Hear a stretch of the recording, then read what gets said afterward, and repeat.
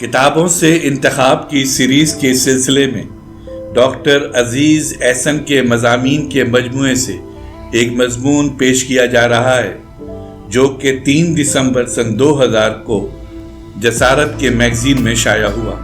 اس مضمون کو ڈاکٹر شمع افروز نے اپنی مرتب کردہ کتاب جس کا عنوان ہے ڈاکٹر عزیز احسن کی تحریریں میں شامل اشاعت کیا۔ سماعت فرمائیے۔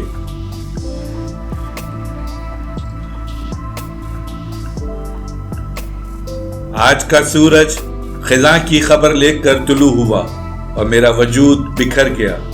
مجھے نہیں معلوم تھا کہ قمر بھائی سے میرا اتنا گہرا قلبی تعلق ہے۔ آج سے پہلے میں نے اتنی شدت سے قمر بھائی کے بارے میں نہ سوچا تھا اور نہ ہی محسوس کیا تھا۔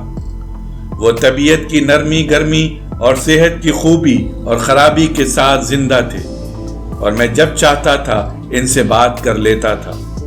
کبھی کبھی ان سے ملنے بھی چلا جاتا تھا۔ وہ بھی اکثر مجھے فون کر لیا کرتے تھے اور گھنٹوں ہم باتیں کرتے رہتے، لیکن آج کی خبر نے اس تعلق خاطر کے پھولوں کو مرجھا دیا اور رابطے کے سارے امکانات پر اوس پڑ چکی ہے۔ فون پر جب بھی قمر بھائی کی مزاج پرسی کرتا اور وہ اپنی بیماری کا احوال سناتے تو میں یہی کہتا کہ اللہ آپ کو صحت کاملہ و عاجلہ عطا فرمائے۔ اس پر وہ ہنستے، سوال کرتے یہ آپ نے کیا کہا؟ میں کہتا آپ کی مکمل اور جلد صحت کی دعا کی ہے۔ فرماتے بڑی مشکل زبان میں کی ہے۔ قمر بھائی شدید بیمار ہو جاتے اور جب بھی ذرا بہتر ہوتے تو مجھے فون کرتے۔ میں نے اگر اس دوران میں ان کی خیریت معلوم کرنے کے لیے فون کیا ہو تو اس کا حوالہ یا تو وہ دیتے یا میں خود بتا دیتا، لیکن بیماری کا بیان کبھی بھی 1-2 منٹ سے زیادہ جاری نہیں رہ سکتا تھا۔ وہ گفتگو کے دوران ایک انجانی توانائی پا کر بہت جلد علمی موضوعات پر بولنے لگتے تھے اور لگاتار بولتے چلے جاتے۔ کبھی کبھی ماضی کے جھروکوں میں جھانکنے لگتے، کبھی شاداں و فرحاں اور کبھی مغموم ہو جاتے۔ ادب کی گہری معنویت تک رسائی قمر بائی کا ہمہ وقتی مسئلہ تھا۔ سچائی کی تلاش ان کا روز و شب کا سنجیدہ انہماک تھا۔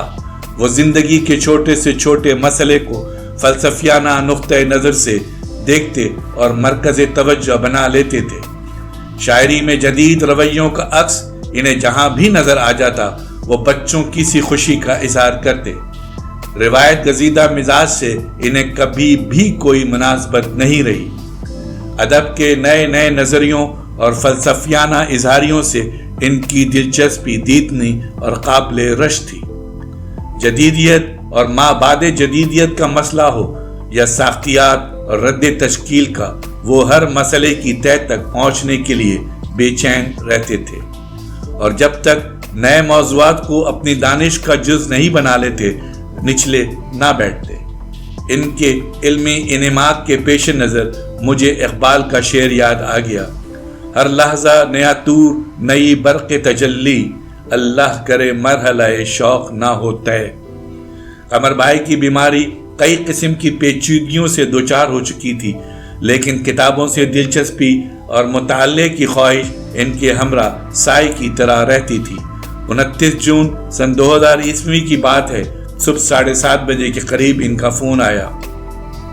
میری بیگم نے اٹھایا اور جواب میں صرف اتنا کہا، جی ہاں آپ کے عزیز احسن صاحب ہیں۔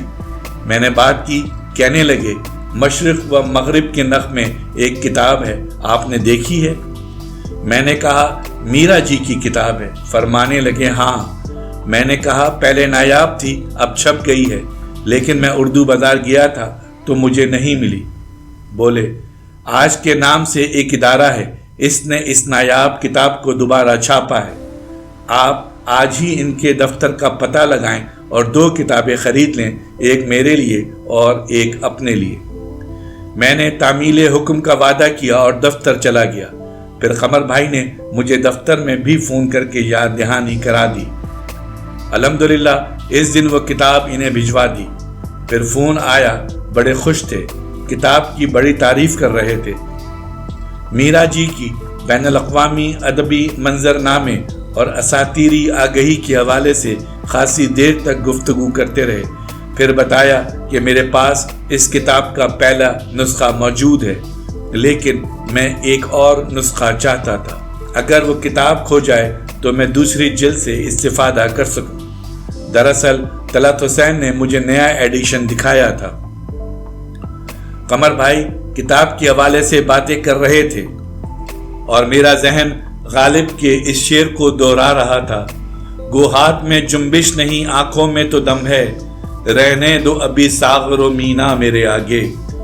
جب سے ضمیر علی بدایونی کی کتاب جدید اور مابعد جدید چھپ کر آئی تھی، اکثر فون پر اسی کتاب کے مندرجات پر گفتگو ہوتی رہتی۔ ضمیر بھائی نے انہیں بھی اپنے مضامین کو کتابی شکل دینے پر اکسایا، اور جب ان کا تقاضا شدت اختیار کر گیا تو انہوں نے فیصلہ کر ہی لیا کہ کتاب چھپے گی۔ 22 نومبر سن 1999 عیسوی کی رات ان کا فون آیا تو یہی موضوع مرکز توجہ رہا۔ کہنے لگے مغفرت استعارہ نام رکھنے کا ارادہ ہے۔ میں نے فوراً اس نام کی مخالفت کی۔ کہنے لگے میرا بہترین مضمون اسی موضوع پر ہے۔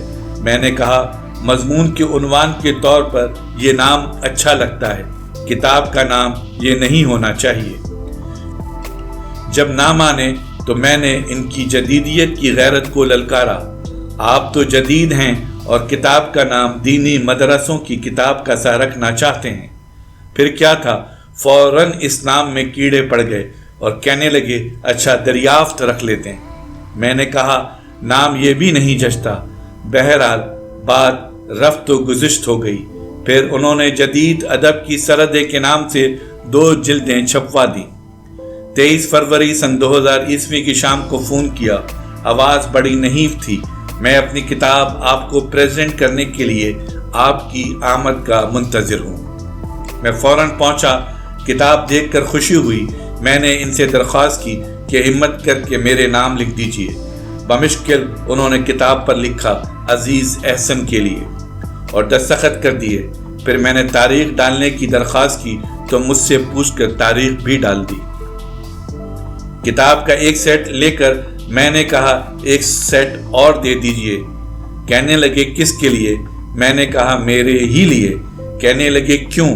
میں نے کہا ایک سیٹ میں قیمتاً حاصل کرنا چاہتا ہوں۔ فرمایا کیا آپ 500 روپے ادا کریں گے؟ میں نے کہا اگر آپ 1000 روپے کتاب کی قیمت رکھتے تو وہ بھی پیش کر دیتا۔ ان کے چہرے پر سرخی دوڑ گئی۔ انہوں نے صاحبزادے سے کہا ایک سیٹ اور لا کر عزیز احسن صاحب کو دے دو۔ بعد میں کہنے لگے آپ نے کتاب کیوں خریدی؟ میں نے کہا اس لیے کہ مصنف کا حق ادا کرنا میرے بس کی بات نہیں ہے۔ اس کے بعد کئی دن تک قمر بھائی سے رابطہ نہیں ہو سکا۔ ہر بار بابی نے بتایا کہ ان پر غنودگی طاری ہے، مسلسل سوتے رہتے ہیں، اپنی کتاب کی خوشی بھی نہیں منا سکے۔ بعد میں اہل علم اور ہمارے معاشرے کی بے حسی نے انہیں اور ملول کر دیا۔ ضمیر علی بھائی سے اس بات پر ناراض ہو گئے کہ انہوں نے خواہ مخواہ کتاب چھپوانے پر اصرار کر کے میرے بچوں کو زیر بار کروا دیا۔ کئی بار مجھ سے اس بات کا اظہار کیا۔ بات ضمیر بھائی کی نیک تمنا پر شبہ کرنے کی نہیں تھی، بلکہ معاشرے کی سرد مہری کا غصہ تھا جو ضمیر علی سے شکوے کی صورت میں ظاہر ہو رہا تھا۔ طویل بیماری کی وجہ سے پرہیز کر کر کے تھک چکے تھے۔ کبھی کبھی ان کا دل چاہتا گول گپے کھائیں، کبھی کچوریاں کھانے پر اصرار کرتے، کبھی آئس کریم۔ وفات سے تقریباً 3 دن قبل میں نے فون کیا۔ کہنے لگے آج تو میرے لیے سموسے آئے ہیں، میں وہ کھاؤں گا۔ میں نے یوں ہی پوچھ لیا آلو کے ہیں یا قیمے کے؟ کہنے لگے قیمے کے ہیں۔ میں نے کہا کھائے بغیر کیسے جانا کہ قیمے کے ہیں؟ کہنے لگے چھوٹے سموسے قیمے ہی کے ہوتے ہیں۔ پھر میں نے صدر کی ایک دکان کا تذکرہ کیا جہاں قیمے کے سموسے اچھے ملتے ہیں۔ اس کا پتہ پوچھنے لگے تو میں نے مشہور قلفی کی دکان کے قریب ہی بتایا۔ قلفی کا نام سن کر بچوں کی طرح قلفی کھانے کی خواہش کا اظہار کیا۔ میں نے کہا آپ کی طبیعت ذرا سنبھل جائے تو قلفی بھی کھا لیجیے گا۔ پھر آئس کریم کا ذکر نکلا۔ کہنے لگے مجھے آئس کریم نہیں کھانے دیتے۔ معصومیت سے لبریز اس جملے پر میں ہنس دیا اور بات ختم ہو گئی۔ آج میری ذات پر محبتوں کا ایک دریچہ ہمیشہ کے لیے بند ہو گیا۔ علم و ادب کی روشنی کا منبع مجھ سے چھوٹ گیا اور میرے دل و دماغ پر احساس محرومی کا ہمیشہ کے لیے قبضہ ہو گیا ہے۔ قمر بھائی، اب میں آپ سے کبھی گفتگو نہیں کر سکوں گا۔ قمر بھائی، آپ لوگوں کی ابن الوقتی کے شاکی تھے اور شاید بے وفائیوں سے کبیدہ خاطر بھی، لیکن آج تو حد ہو گئی۔ سبھی آپ کی محبتوں کے کوہ نور اپنے ہاتھوں میں لیے آپ کے گھر کی طرف آ نکلے تھے۔ سبھی نے آپ کی رفاقتوں کے تذکروں سے فضاؤں کو معطر کر دیا تھا اور ہر ایک نے آپ کی عظمت کے گیت گائے۔ ہر شخص نے آپ کی شرافت نفس کا لوہا مانا۔ سب نے آپ کی ادبی تخلیقات کو گرا مایا بتایا، آپ کے علم و فضل کو بے بدل قرار دیا۔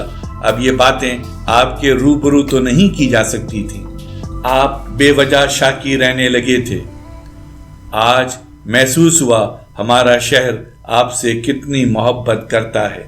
آپ کہتے تھے بادِ صبا لے چلی ایک نئے شہر میں، اور میرا قافلہ چل نہ سکا میرے ساتھ۔ پھر بھی مقدور بھر یہ قافلہ آپ کے ہمراہ ایک شہر کی سرحدوں تک تو آیا۔ شہر پناہ کی سرحدوں سے اسے لوٹنا ہی تھا۔ آخر اس قافلے کو آپ کی محبت کا کوہ نور ہاتھوں میں لے کر کہیں اور بھی تو جانا تھا۔ آپ ہی نے تو کہا تھا ایک دن جمیل نکلے گا ہر گھر سے ماہتاب، ہاتھوں میں لے کے میری محبت کا کوہ نور۔ قمر بھائی، آج تک جتنی بار آپ سے گفتگو ہوئی، آپ ہی بات کرتے کرتے تھک جاتے تھے۔ میں کبھی نہیں تھکتا تھا، لیکن آج میں تھک گیا۔ چلتے چلتے غالب کا ایک شعر سن لیجئے، ہو سکتا ہے آپ کو پسند نہ آئے، لیکن میرا شعری ذوق جیسا بھی ہے، مجھے بس یہی شعر یاد آ رہا ہے۔ جاتے ہوئے کہتے ہو قیامت کو ملیں گے، کیا خوب قیامت کا ہے گویا کوئی دن اور۔